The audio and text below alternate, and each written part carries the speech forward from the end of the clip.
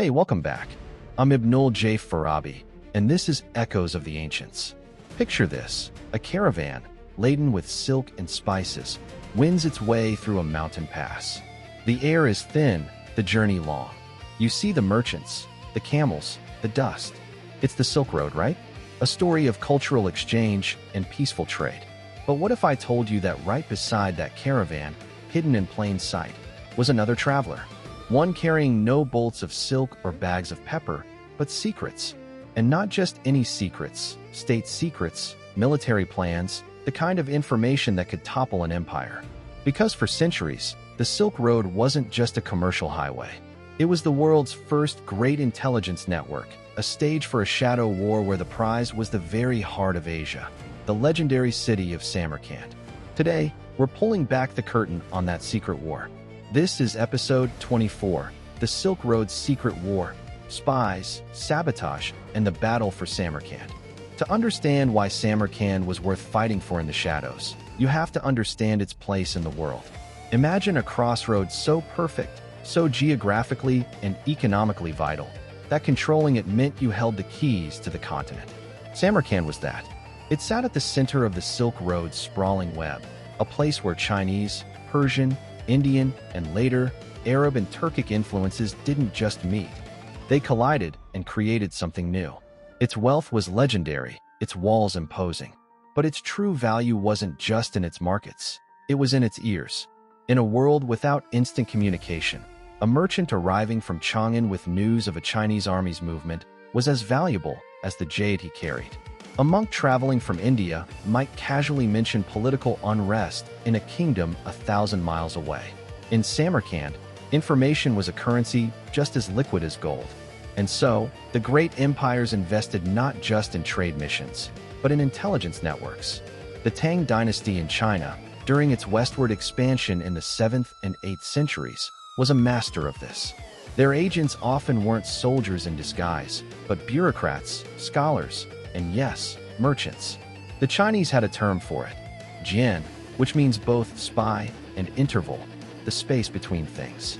These operatives worked in the intervals, the gaps between official diplomacy.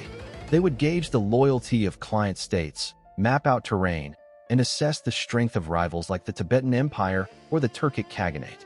Their reports back to Chang'an were meticulous. They understood that the road to conquest was paved with knowledge. But on the other side of this silent struggle were the Sogdians. Now, this is a fascinating piece of the puzzle. The Sogdians, based in the regions around Samarkand, were the quintessential Silk Road people. They were the network itself, the premier merchants and diplomats of the age. And they played both sides, or rather, all sides, with breathtaking skill. A Sogdian caravan leader might have a cousin working as a translator in a Chinese garrison, a brother trading in a Persian court, and an uncle negotiating with a Turkic Khan. This made them the ultimate intelligence brokers. They weren't fighting for an empire in the traditional sense. They were fighting for Samarkand's autonomy, for their own commercial survival. They used information as a buffer, telling the Chinese what they wanted to hear about the Turks, and telling the Turks just enough about the Chinese to maintain a balance of power. Their sabotage wasn't always blowing up bridges. Sometimes it was misdirecting a caravan, or losing a message, or spreading a rumor that could delay an army's advance for a crucial season. This shadow war eventually erupted into a very real, very brutal conflict in the early 8th century. The prize, as always, was Samarkand. The expanding Umayyad Caliphate, a new power from the west, was crashing into this ancient system. Their armies, driven by faith and conquest, marched east. And facing them was a complex alliance of Sogdian princes and their powerful eastern allies, the Turkish Khaganate. What's incredible is how the secret war defined the real one. The Arab general, Qutayba ibn Muslim, succeeded in part because he understood the power of information. He used spies to sow discord among the Sogdian city-states, turning them against each other, promising one ruler's safety in exchange for betraying another.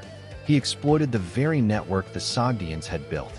And when Samarkand finally fell to the Arabs around 712 AD, it wasn't just a military defeat. It was the collapse of an intelligence empire. The Sogdian web was torn apart, and the secrets of the Silk Road began to flow toward a new capital, Baghdad.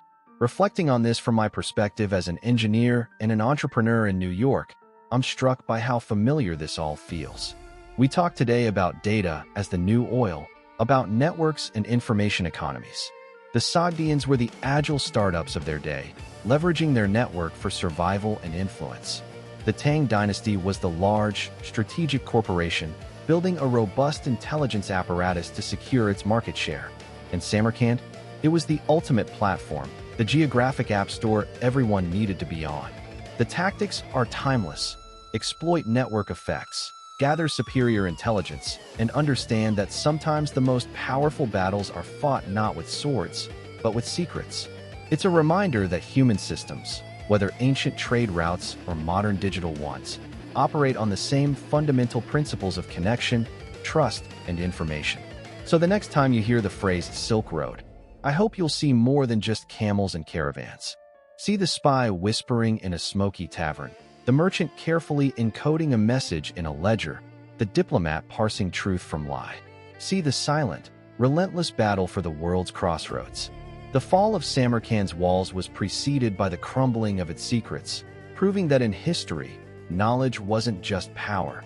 It was sovereignty, it was wealth, and it was the ultimate weapon in the secret war that shaped our world.